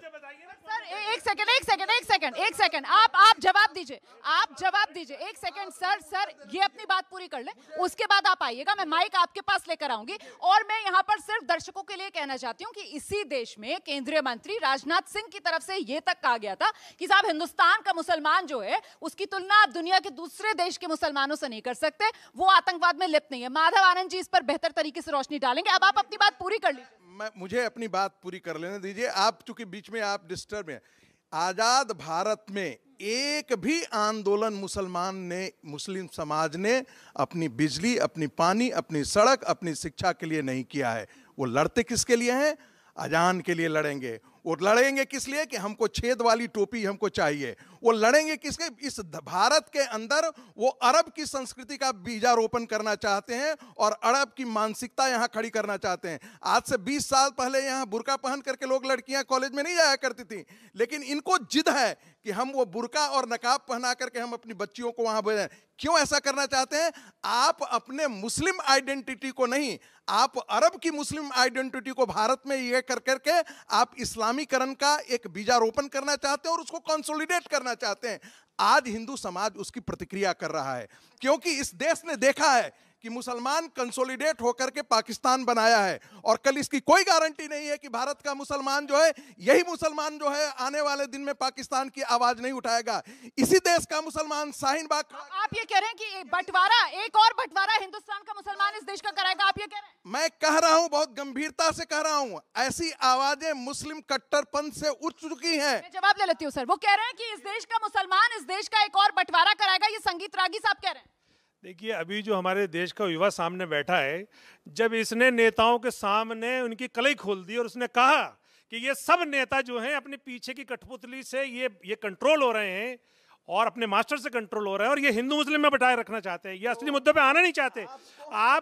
आप ये देखिए, असल मुद्दे जो महंगाई, बेरोजगारी और ये कहाँ ले गए? यानी मुस्लिम हिंदुस्तान के मुसलमान, सर मुझे बोलने दीजिए सर, एक मिनट बोलने दीजिए। हिंदुस्तान के मुसलमान ने सन 47 में भी टू नेशन थ्योरी को ठुकराया था और मुस्लिम देश जाने से मना करके हिंदुस्तान को अपनाया था अपना देश, और आज भी सन 47 के बाद आज तक मुसलमान अपने देश की खिदमत कर रहा है। आप आ जाइए इसकी देखिए नूरा कुश्ती पे, चाहे कांग्रेस हो। एक मिनट मुझे बोलने दीजिए, नेता और उनके परिवार ने इस देश के साथ गद्दारी की है। मैं बता दूं, क्या बात करते हैं आप? सुनिए, देखिए क्या बात करते हैं? इनकी गद्दारी तो सौरभ भारद्वाज जी ने भी बताई अभी। दूसरी बात सुनिए, ये चाहे कांग्रेस हो, चाहे आम आदमी पार्टी हो, चाहे ये बीजेपी हो, ये तीनों लोग मुसलमानों के मामले में एक है। इन्हें जब भी मौका मिलता है तुष्टीकरण का तो कांग्रेस कर लेती है, जब इन्हें मौका मिलता है, अभी जहांगीरपुरी में दंगा हुआ, वोटर वो आम आदमी पार्टी के, लेकिन जब वो फंस गए तो बोले ये बांग्लादेशियों के लिए लड़ेंगे, नहीं, ये रोहिंग्या के लिए लड़ेंगे, के लिए लड़ेंगे, ये रोहिंग्या के लिए लड़ेंगे, बांग्लादेश। ठीक है, सवाल यहाँ पर यह है कि साहब यहाँ हम चर्चा कर रहे हैं लाउड स्पीकर पर सियासी शोर क्यों, और यहाँ पर संगीत रागी साहब से की तरफ से कहा जाता है कि इस देश का मुसलमान जो है वो देश का एक और बंटवारा करा देगा। मैडम मैं 2 पॉइंट्स रखूंगा। पहली चीज तो ये कि जो शिक्षा, स्वास्थ्य, रोजगार की बात युवाओं ने की, उससे बीजेपी और रागी जी चिंतित हो गए। ये कैसे देश की बात होने लगी? ये कह रहे कि बंटवारा, और जेटली साहब ने कहा था कि यहाँ इन्होंने नहीं कहा कि भारतीयता की बात। क्या मैं सर्टिफिकेट लेकर जो सावरकर को हीरो मानते हैं, जो 6 बार माफी मांगा, जेल में रहकर अंग्रेजों से तनख्वाह लिया, उसको हीरो मानने वाले को मैं अपना देशभक्ति का सर्टिफिकेट लेकर दिखाऊंगा? मैं आपको और आरएसएस की देशभक्ति के सर्टिफिकेट को अपने जूतों तले रखता हूं। मैं इस देश का देशभक्त इतना बड़ा हूं कि वीर अब्दुल हमीद से लेकर ब्रिगेडियर उस्मान तक हमने इस देश को बनकर देश की सेवा की और करेंगे। दूसरी चीज, देश के मुसलमान को अगर पाकिस्तान जाना होता तो सन 47 में चले जाएंगे, लेकिन हमने रिजेक्ट किया है। लेकिन बंटवारा करवाने वाली विश्व हिंदू परिषद और हिंदू महासभा और मोहम्मद अली जिन्ना ने बंटवारा कराया था। ये नौबत सियासत में क्यों आ गई है कि साहब नेता जो है वो देश के मुसलमानों को सर्टिफिकेट बांट रहे हैं? ये क्यों हो रहा है, मैं समझ नहीं पा रही हूँ। देखिए, जो भारतीय जनता पार्टी का मानस संगठन है आरएसएस, और आपके बड़े मंच पर इन्होंने बहुत गंभीर बात कही है, रागी ने बहुत गंभीर बात रागी ने कही है, और वही ये नफरती लोग हैं। इन नफरती लोगों को यह नहीं पता है कि इस देश के लिए शहीद होने वाला कोई आरएसएस का एक आदमी इस देश के आजादी में शहीद नहीं हुआ है, और ना आजाद भारत में शहीद हुआ है। अगर कोई शहीद हुआ है तो वीर अब्दुल हमीद शहीद हुए हैं, और इस देश में अशफाक साहब ने शहीद हुए हैं। आरएसएस का कोई नफरती चिंटू शहीद नहीं हुआ। इस देश को, मुल्क को आजाद कराने में भगत सिंह के साथ अगर कोई था तो अशफाक साहब थे। ये हमारी जो परंपरा है वो हिंदू, मुस्लिम, सिख, ईसाई सबको साथ लेके चलने वाली है। लेकिन ये आरएसएस के लोग, बीजेपी के लोग, आज जब युवा देश का जो बैठा है उसने अपना बुनियादी सवाल कर दिया तो बंगले झांक रहे थे। ये गूगल को नहीं मानते, ये व्हाट्सएप यूनिवर्सिटी वाले चिंटू हैं। देखिए, राष्ट्रीय चैनल पे संगीत रागी जी का बड़ा मैं सम्मान करता हूं, लेकिन इस तरह की बातें करना जहां लोगों को प्रोवोक और इंस्टिगेट करने की बात हो, ये कतई उचित नहीं है। संगीत रागी जी, प्रोवोक और इंस्टिगेट ये शब्द आपके लिए इस्तेमाल, आप जवाब दे दीजिए। यह एनडीए की सरकार अखंड भारत में विश्वास रखती है। संगीत रागी जी, भारत के बंटवारा की बात तो छोड़ दीजिए, जो चाइना में भी जो भारत का कुछ पोर्शन कब्जा कर रखा और पाकिस्तान ऑक्यूपाइड कश्मीर है, उसको भी लाने की बात हो रही है। तो भारत के विभाजन की बात आपके जैसे व्यक्ति को शोभा नहीं देता है। सर, कैसे कर सकते हैं आप विभाजन की बात? सर, ये बयान आपने कैसे दे दिया? सर, कैसे कह सकते हैं कि भारत का बंटवारा हो सकता है? ये कैसे कह सकते हैं सर? कोई दूसरा देश नहीं चाहता वो। एक मिनट, आप जवाब, सर एक मिनट जवाब सुन, मुझे उत्तर देने दीजिए। 1947 से पहले इस देश का मुसलमान भी ऐसी ही बातें करता था। मतलब आप अपनी बात पर कायम हैं? प्लीज, गलत बात नहीं, लेकिन इसी देश के मुसलमानों ने इस देश को थोपा। जब भी इनकी जनसंख्या होती है, कश्मीर के अंदर इनकी मेजोरिटी थी। आप देखें वहां हिंदुओं का क्या स्थिति है। बंगाल के जिले में जहां जहां मुस्लिम बहुसंख्यक है, वहां मालदा वसीर घाट होता है। ये दंगाई मूलतः इनकी प्रवृत्ति है। मैं खुली घोषणा करता हूं, इनटॉलरेंट है। जहां जहां मुस्लिम आजादी बहुसंख्यक है, वहां कोई माइनॉरिटी क्यों नहीं सर्वाइव करता है? अरे आप तो कहते मैं तो 85% जगह तो आप लड़ रहे। बड़े दंगाई आप क्या होंगे? आप खुले आम यहाँ से ये कह रहे हैं हिंदुस्तान का मुसलमान किसी दूसरे देश की बात नहीं करता। अपने देश सीरिया में लड़ रहे, आप भेजते, लड़ा के भेजते हैं, और आप कहते हैं कि नहीं है। उसके हाथ में हथियार आ जाए। माधव जी, बहुत दुर्भाग्य की बात है, कहाँ हम लोगों ने चर्चा स्टार्ट की बेरोजगारी, महंगाई, इस पे बात करी, और कहाँ हम लोग फिर धर्म पे आ गए। मुझे लगता है ये धर्म पर आ गए। हम तो ये कह रहे हैं कि हिंदुस्तान का बंटवारा हो जाएगा। ये संगीत रागी साहब नहीं, संगीत मुस्लिम लोग की कोई गारंटी नहीं है कि कल जाकर के 45% हो तो ये सरिया की लड़ाई नहीं करेंगे। संगीत रागी जी, हर धर्म में मुट्ठी भर लोग हैं जो इस तरह के प्रॉब्लम के, लेकिन पूरे समुदाय पे, पूरे समाज पे अगर आप इस तरह की उंगली उठाने का काम राष्ट्रीय चैनल के माध्यम से करते हैं तो यह गलत बात है। मैं नहीं मानता हूं। हर भारतीय चाहे हिंदू हो चाहे मुसलमान हो, हम सब लोग एक हैं। और आपके जैसा व्यक्ति जो अपने आप को प्रोफेसर बोलते हैं, और आरएसएस के विचारक बोलते हैं, जहां आरएसएस के लोग अखंड भारत की परिकल्पना करते हैं, और आप जो है जो कर रहे देश को बंटवारे करने की बात कर रहे हैं। अरे मुसलमान भी भारतीय हैं, 20 करोड़ से ज्यादा मुसलमान भारतवर्ष में हैं। मैं राजीव जी से ये जानती हूँ कि इस देश के मुसलमानों को सर्टिफिकेट लेना पड़ेगा क्या किसी से? बिल्कुल नहीं लेना पड़ेगा। मुझे लगता है हमारे देश के मुसलमानों को समझना पड़ेगा कि म्यांमार के अंदर अगर रोहिंग्या मुसलमानों के ऊपर अटैक होता है तो उसका खामियाजा हमारे देश के शहीदों को नहीं उठाना चाहिए, ना पड़े। क्योंकि आपने देखा मुंबई के अंदर जो अमर जवान ज्योति है उसको पैरों से रौंदा गया। किस बात के लिए? म्यांमार के अंदर रोहिंग्या मुसलमानों के ऊपर अटैक किया जा रहा है। मेरे देश के किसी व्यक्ति ने सर, कुछ तत्व हो सकते हैं एक समुदाय के अंदर, लेकिन क्या पूरे समुदाय को कटघरे में खड़ा कर देंगे? मैं ये जानना चाहती हूँ। ये कदम भी अब इस देश के मुसलमान को उठाना है कि अपने आप को मुसलमान बन के रखना है या भारत का नागरिक बन के कहना है। अगर आपने देखा सभी धार्मिक स्थलों के ऊपर अगर लाउड स्पीकर की आवाज कम हो रही है तो मैं मुसलमान, मेरी मस्जिद, मेरा अजान, मेरा अदान, ये चर्चा अगर शुरू करेंगे। पर सर, उत्तर प्रदेश में तो ऐसा नहीं हुआ। उत्तर प्रदेश के अंदर तो जितने मंदिरों से उतरे लाउड स्पीकर उतनी मस्जिदों से भी उतरे। वहां तो पीस कमिटीज के साथ यही इसीलिए कहा गया, यही इससे अच्छा सबूत आपको भारतीय जनता पार्टी का नहीं मिल सकता कि जितनी डंडे का डर है। क्या डंडे का डर है? ये डंडे के जोर पर मैं आपको बता रहा हूँ आप डर रहे हैं। बीजेपी के प्रवक्ता नहीं बोलेंगे राजीव जी, वो कह रहे हैं वहां पर। संगीत रागी जी कह रहे हैं बीजेपी के प्रवक्ता ये नहीं बोलेंगे, डंडे का डर है यूपी में। संगीत रागी जी अपना वर्जन देंगे। अभी मेरी बात हो रही है तो मैं अपनी बात रख दूं। मैं आपसे कह रहा हूं कि जो समन्वय योगी जी ने उत्तर प्रदेश के अंदर बना के दिखाया डंडे के जोर पर। मेरी बात सुनिए, क्या ऐसी कल्पना भी कभी की गई थी? क्या ऐसी कल्पना की गई थी कि इस तरीके का नज़ारा देखने को मिलेगा? हर धार्मिक स्थल अपने आप इस बात को कहेगा कि मैं दूसरों के लिए परेशानी का सबब ना बनूं। ये परिवर्तन अगर इस देश के अंदर आया या उत्तर प्रदेश के अंदर आपको देखने को मिला तो भारतीय जनता पार्टी की सरकार में मिला। अब मैं दूसरी बात बोलता हूँ, इस पर तो मैं जवाब ले लूं ना। ये तो श्रेय देंगे ना फिर आप योगी सरकार को कि उन्होंने करके दिखा दिया। किस चीज का बहन जी? सबने अपनी मर्जी से जो लाउड स्पीकर की आवाज है वो धीमी कर दी, जो सुप्रीम कोर्ट का रूलिंग था उसके मुताबिक, या फिर अगर परमिशन नहीं थी तो लाउड स्पीकर हटा दिए। कोई सियासी शोर शराबा नहीं हुआ यूपी में। मैडम जी देखिए, आप इसको डंडे का जोर तो नहीं कह सकते। मैं फिर आपसे बात कर रहा हूँ आज। देख मैडम, एक बात बोलूँ मैं, आप 5, 10, 15 मिनट हम जितने लोग हैं ना सबके रागी साहब को दे दो और फिर हमसे बात कर लो। नहीं आप बोलिए, उसके बाद रागी साहब के पास। कोई बोलते हैं हम लोग बीच में नहीं बात करते हैं। अब वो राहुल जी पे पहुंच गए, अब हमारी बात भी सुन लेना। आप इतिहास की बात नहीं कर रही थी। जो मेरे भाई कह रहे थे मैं कांग्रेस का हूं या नहीं हूं, पर मैं इतनी बात जरूर जानता हूं। 1925 में दशहरे के दिन मैं अभी पीछे नागपुर गया था, तो केशवराव बलिराम हेडगेवार जी हमारी कांग्रेस पार्टी के कार्यकर्ता थे। पार्टी ने निकाला या उन्होंने पार्टी छोड़ी है तो हमें नहीं पता, नाम ने इतिहास पता, जो भी होगा कारण, छोड़ी या निकाला दोनों एक ही बात है, रिश्ता टूटा। मैडम जी सन 1947 तक 15 अगस्त, अब शांत रहिए हम नहीं बोलते हैं, 15 अगस्त 1947 तक 1925 से लेकर 22 साल हमारी देश की आज़ादी चली। हमारे इतने स्वतंत्रता सेनानी हुए, इतने शहीद हुए। आप आरएसएस का एक आदमी बता दो जिसने अंग्रेज छोड़ो, अंग्रेजों के जानवर के ऊपर एक डड़ा मारा हो। 22 साल मैं सिर्फ आरएसएस के टाइम की बात कर रहा हूँ। 1925 में तो बन गई थी। दूसरा मैडम जी, हमारे भाई ने बात करी कि वक्फ बोर्ड की जमीन हुड्डा साहब के टाइम में कब्जा हो गई। मैंने विधायक बनने के बाद प्रश्न लगाया, विधानसभा में आज तक जवाब नहीं मिला। कंडोम ले रहे हैं बार बार कि जी हमें आगे जवाब देना है। दूसरा, आप कैमरा थोड़ा यहाँ लाना, हरियाणा के अंदर ये मैडम जी पैरों में जूते चप्पल नहीं है। ऐसा क्यों है? आप कथावाचक हैं इसलिए। मैडम जी ये भ्रष्टाचार के खिलाफ लड़ाई है।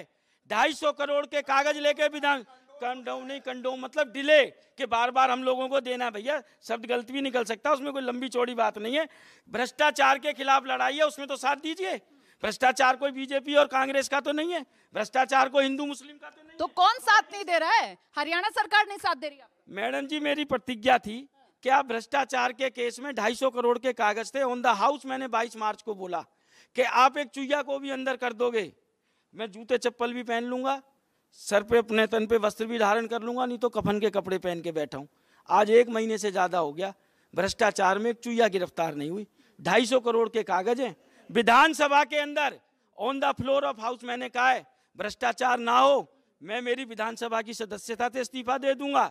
उसके अंदर सारे कागजात लेके बैठा हूं। पर ये तो मुद्दे से भटकाना है। तो राजीव जी से जवाब लेते हैं ना। और सोच लो।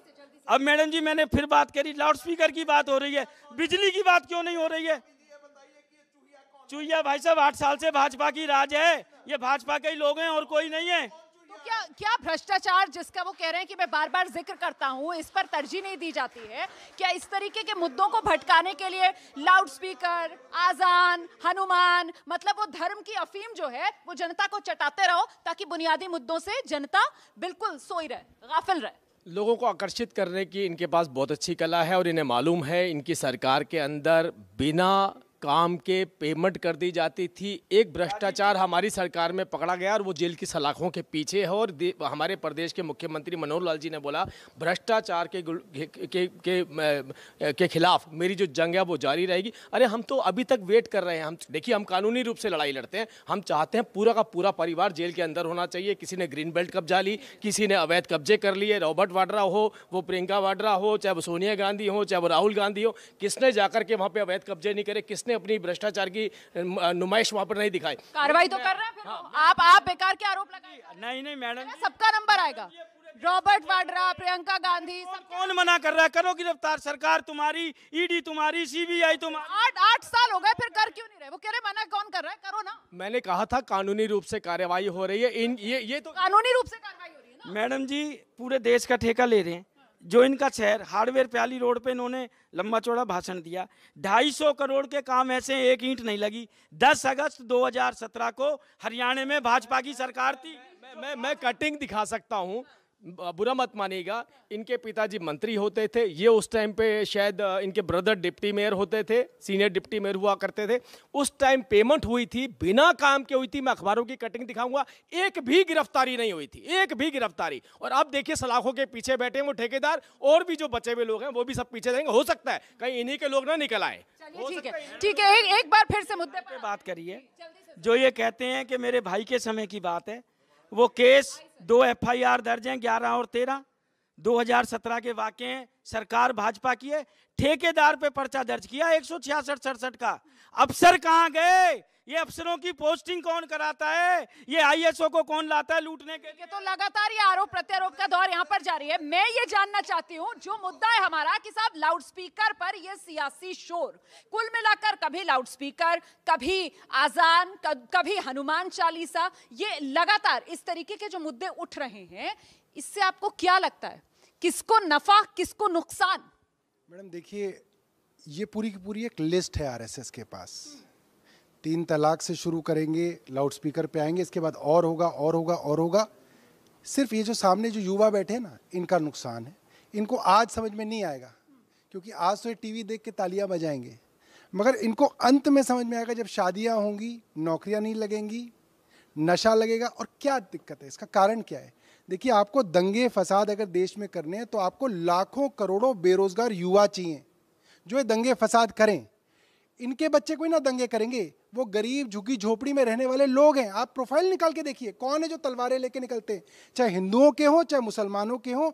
वो गरीब बेरोजगार नौजवान होते हैं जो इस तरीके के लोगों के कहने पे, उनके पैसे देने पे ये लड़ाई। और नहीं सर, ये तो मुझे लगता है बता पाएंगे बेहतर तरीके से शादाब साहब कि सर वो तो IIT बॉम्बे का पढ़ा हुआ इंजीनियर भी होता है जो हाथ में तलवार लेकर पहुंच जाता है, हाथ में हंसिया लेकर पहुंच जाता है गोरखनाथ मंदिर में हमला करने के लिए।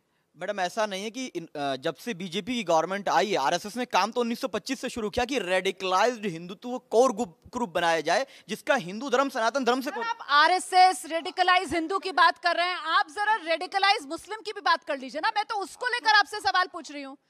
आपने जितना समय सबको दिया, मुझे पूरा कंप्लीट करने दीजिए मैडम। रेडिकलाइज्ड कोई भी होगा, सब जगह बात होती है कि ये टेररिस्ट है। हमने कभी अजमल कसाब का समर्थन किया? नहीं किया। हमने कहा उसको सजा देना चाहिए। हमने और अफजल गुरु के साथ क्या कर रहे थे बीजेपी के लोग? उन्हीं के साथ गवर्नमेंट बनाई। लेकिन आज ये बताइए कि आज तक गोडसे का जो महिमा मंडन करते हैं, उत्तर प्रदेश में गोडसे के मंदिर पे क्या बुलडोजर चलाने की हिम्मत है? क्या सावरकर जो 6 बार माफी मांगा उसको ये हीरो मानते हैं, उसको गद्दार कहने की इनके अंदर हिम्मत है? वहीं पर फजल हक खैराबादी भी थे उसी जेल के अंदर, लेकिन हिम्मत नहीं है। लेकिन बार बार क्या है, मुझे सेकुलरिज्म का सर्टिफिकेट चाहिए तो मुझे सौरभ भाई के पास जाना पड़ेगा, मुझे नीरज जी के पास जाना पड़ेगा। नेशनलिज्म का सर्टिफिकेट चाहिए, मुझे आरएसएस के पास जाना पड़ेगा, जेटली जी के पास जाना पड़ेगा। 70 साल हो गए, कब तक मैं अपनी ये बताता रहूं कि मैं वफादार हूं। मैं अपने डेवलपमेंट की बात करना चाहता हूं और मेरे नौजवानों को कहा, अभी सौरभ भाई ने कहा, कहते हैं कि हम लोग एजुकेशन की बात करते हैं। मतलब आप फिर से वो जो कह रहे थे जेटली साहब की ये मुसलमान जो है वो मुसलमान बन के ही बात करते हैं, आप फिर से मुसलमान बन के ही बात कर रहे हैं। 10 सेकंड दीजिए। सौरभ भाई भी कह रहे थे, आप बताइए कि आप कह रहे हैं कि हम एजुकेशन के लिए कर रहे हैं। जब मेरे बच्चों को घर नहीं होगा, मेरे बच्चों को एनएसए यूएपीए में लगाकर आप जेल में डाल दोगे, हमारे घरों को आप बुलडोजर से गिरा दोगे, तो मैं क्या करूंगा एजुकेशन का, क्या करूंगा मैं पानी का? सबसे पहले मुझे सोशल जस्टिस। वही तो मैं कह रही हूँ कि अगर बच्चा जो है वो हाथ में आईआईटी बॉम्बे से पढ़ा हुआ बच्चा जो है वो हाथ में हंसिया लेकर अगर गोरखनाथ मंदिर में पहुंच जाता है हमला करने के लिए, तो फिर क्या किया जाएगा? उसकी आरती उतारी जाएगी क्या? फिर तो एनएसए लगेगा उस पर। देखिए, वो उसके खिलाफ कानून है, पुलिस कार्रवाई कर रही है, उसके खिलाफ हम कुछ नहीं बोले। ये जो है ये विक्टिम माइंडसेट क्यों है मुसलमानों का? उन्हें ऐसा क्यों लगता है कि उनका शोषण हो रहा है? देखिए, जो आतंकवाद में चाहे मुस्लिम पकड़ा जाए या कोई सही पकड़ा जाए, मुस्लिम उसके सपोर्ट में नहीं है। लेकिन अभी बहुत गंभीर विषय शुरू हुआ। एक विषय ये शुरू हुआ, हिंदुस्तान में दुनिया का सेकंड लार्जेस्ट मुस्लिम पॉपुलेशन है, इतना किसी मुस्लिम कंट्री में भी नहीं है। और आज हमारे रागी जी ने ये कहा कि मुसलमान जो है देश का बंटवारा चाहता है। फिर से मुसलमान? मैं तो बड़ी देर से बोल रहा हूँ, आइए हिंदुस्तानी बन जाएं, भारतीय बन जाएं। जब तक ये मुसलमान बन के रहेंगे तब तक इनके ऊपर, तब तक इन्हें ये महसूस होगा कि कार्रवाई हमारे खिलाफ हो। इस देश की जेलों के अंदर हर व्यक्ति जो बंद है गैर कानूनी काम करने के लिए, क्या वो मुसलमान है? इस देश के अंदर अगर गैर कानूनी रूप से अवैध कब्जे करके कोई अवैध काम किए जाते हैं, उनके खिलाफ कार्रवाई होती है और वो गलती से मुसलमान निकल आता है, तो क्या सब लोग उनकी ठेकेदारी लेंगे? मैं जवाब लेती हूँ। बीएचपी के नेता के खिलाफ दिल्ली पुलिस ने केस वापस क्यों किया? अगर आप हिंदू मुस्लिम नहीं कर रहे हो तो फिर मुसलमानों के खिलाफ भी केस वापस करिए। आप तो सबसे ज्यादा हिंदू मुस्लिम कर रहे हैं। आपने पूरे देश को हिंदू मुसलमान की नफरती राजनीति में बांट रखा। जवाब लेती हूँ, क्यों ले लिया बीएचपी के नेता के खिलाफ केस वापस? वो पूछ रहे हैं। देखिए, 1-1.5 घंटे की डिबेट हो गई। अब मुझे संगीत रागी जी की बात में दम नजर आता है। मैं अभी तक ये बात बड़े सभ्य तरीके से बोल रहा था कि नहीं, ऐसा नहीं होगा।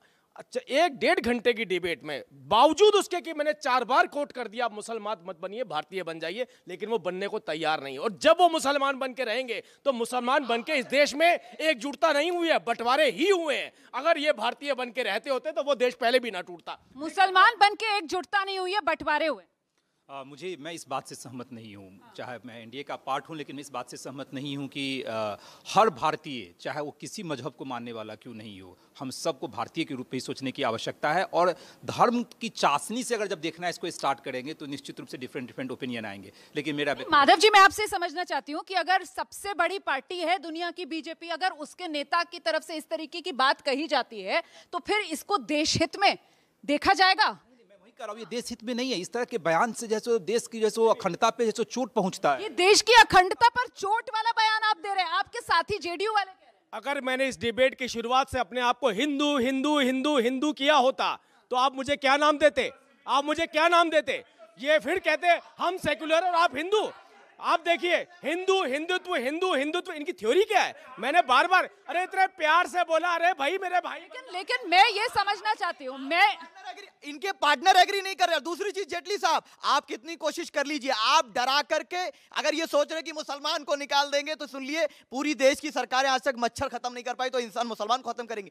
आखिरी चीज, 10 सेकंड, इस देश का मुसलमान, सुनिए, ये देश कभी नहीं बटेगा, अखंड भारत बनेगा।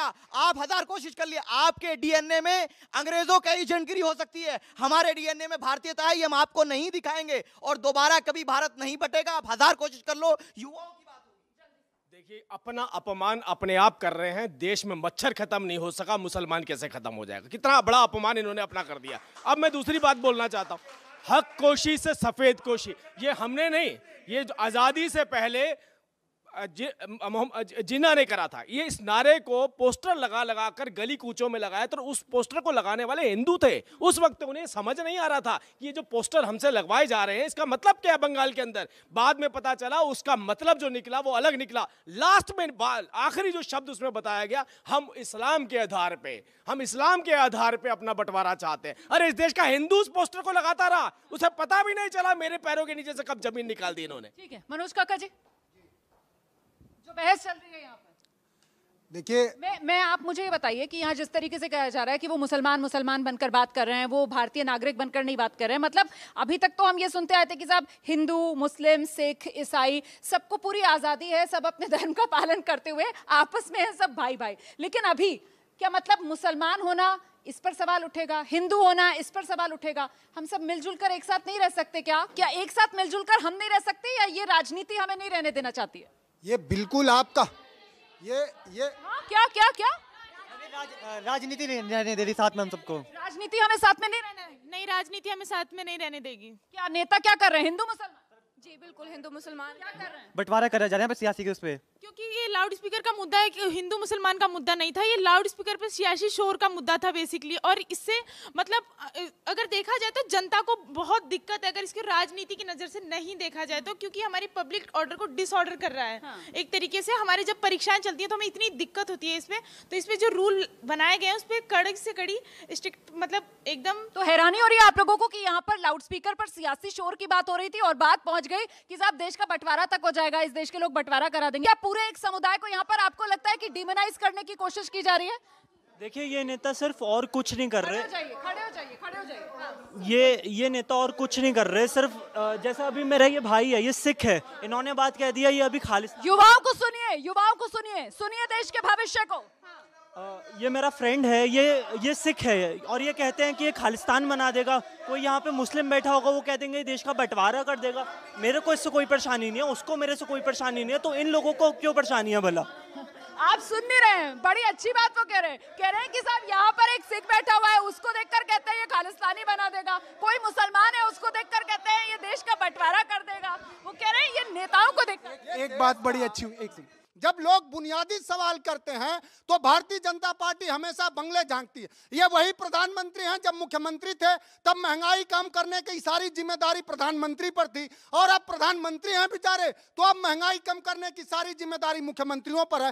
तो देश में सबसे ज्यादा मुख्यमंत्री तो बीजेपी के हैं, क्यों नहीं महंगाई कम करा? सौरभ जी बहुत हंस रहे हैं, मैं आपके पास आऊंगी आपकी हंसी का राज जानने, लेकिन पहले जल्दी से संगीत रागी जी जल्दी से। ये अखिलेश यादव की सरकार के प्रतिनिधि हैं और इनके अब सरकार कहाँ है सर? सरकार है ही नहीं, अखिलेश यादव की सरकार नहीं है सर। सुनिए और लड़कियों के साथ बलात्कार होता था तो मुलायम सिंह कहते हैं बच्चे ऐसी गलतियां करते रहते हैं, ये संसद में कहते थे, और ये सर्टिफिकेट दे रहे हैं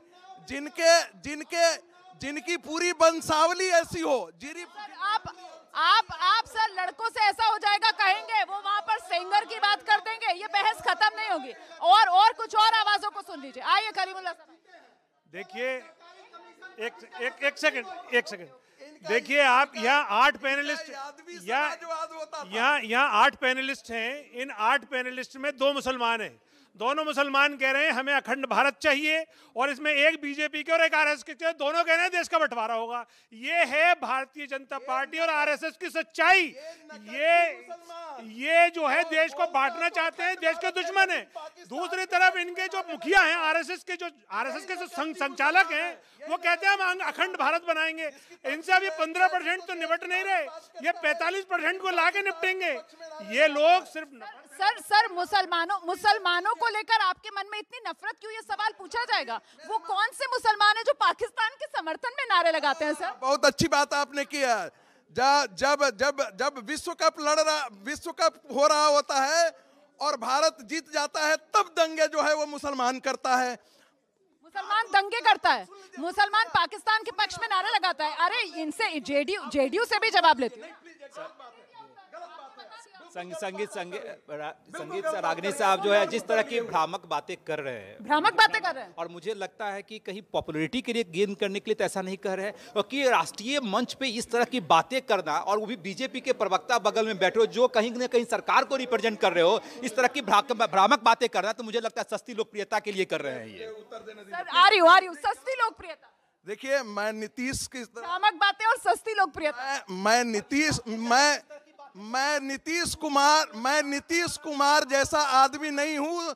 मैं नीतीश कुमार जैसा नहीं हूँ जो नीतीश कुमार जैसा आदमी नहीं हूँ जो मुसलमानों को वोट देने के लिए किसी भी स्तर तक गिर सकता है। नीतीश कुमार किसी भी स्तर तक गिर सकते हैं। नीतीश कुमार गिरा हुआ आदमी है, वो कह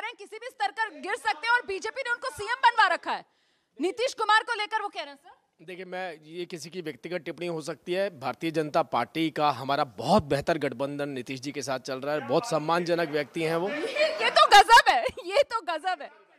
मेरी बात सुनिए, मैंने आपसे, देखिए मैं भारतीय जनता पार्टी के प्रवक्ता के तौर पे यहाँ खड़ा हूँ। रागी साहब देखिए, आपको बीजेपी वाले भी सपोर्ट नहीं कर रहे, आप अकेले पड़ गए। सर सस्ती लोकप्रियता और भ्रामक, मैं इसका उत्तर देता हूँ। सस्ती लोकप्रियता और भ्रामक बातें। भारतीय जनता पार्टी को सत्ता चलाना है, लेकिन मैं इंडिपेंडेंट होकर के कह सकता हूं कि मुस्लिम तुष्टीकरण बिहार को बर्बाद कर देगा। लाउड स्पीकर के माध्यम से बिहार में लोगों को तकलीफ? कोई तकलीफ नहीं, मैं तो कह दिया, जब तक आदरणीय नीतीश कुमार जी बिहार में मुख्यमंत्री हैं, कोई इस तरह का जो विवादास्पद चीज होगा या तो सभी धर्म गुरुओं के सहमति से हो, संविधान के अकॉर्डिंग हो, कानून के अकॉर्डिंग हो, तो निश्चित रूप से करेंगे। नहीं तो जो हम लोग का सौहार्द बना, वो सौहार्द को हम लोग छेड़ने वाले में से नहीं है। तो ये गंगा जमुनी जो तहजीब है, लाउड स्पीकर पर सियासी शोर, क्या उस पर चोट है? ऐसा है कि नीतीश कुमार को बांग्लादेशी मुसलमानों का वोट चाहिए। उनको पता है कि उनकी राजनीति का अब अंत हो चुका है बिहार में, इससे ज्यादा उनकी राजनीतिक आयु नहीं बचा है। रागिनी जी बिहार के मुख्यमंत्री बन जाएंगे। रागिनी जी प्रोफेसर से, इनकी राजनीतिक, नीतीश कुमार की राजनीतिक आयु नहीं है, नहीं आयु में बची हुई है। चलिए चलिए चलिए, समय मेरे पास इतना ही है, जल्दी। सिर्फ इतना कहूंगा मैं, प्रोफेसर साहब नफरत में इतने अंधे हो चुके हैं, ये भूल चुके हैं। इसीलिए बीजेपी से कहूंगा, फ्रिंज एलिमेंट तैयार मत करिए, आप ही को फंसा दिया। और अगर आज आप इस तरह के फ्रिंज एलिमेंट तैयार करोगे जो नफरत फैला रहे हैं, वो देश के युवाओं के साथ साथ आपका भी बेड़ा गर्क कर देंगे। फंस गए क्या जेटली जी? फंस गए क्या? जेटली जी फंस गए क्या? देखिए, मैं तो इनसे फंसा हुआ हूँ, पहले इनसे बाहर निकल जाऊं मैं। जब जिस दिन ये मेरे इस डिबेट के अंदर भारतीय बन के आएंगे, तब मैं कहूँगा अब मैं ठंडी सांस। चलिए सर, बहुत बहुत शुक्रिया, बहुत बहुत शुक्रिया आप सभी का इस चर्चा में शामिल होने के लिए। कुल मिलाकर आप लोग आपस में सोच रहे हैं कि कौन कहाँ फंसा हुआ है, लेकिन इस देश की जनता ये सोच रही है कि साहब हमें कहाँ फंसा दिया। बुनियादी मुद्दा जो है वो महंगाई का है, बेरोजगारी का है, और बुनियादी मुद्दे से इतर यहाँ पर देश में सियासी शोर किस पर है? लाउड स्पीकर पर है, अजान पर है, हनुमान पर है।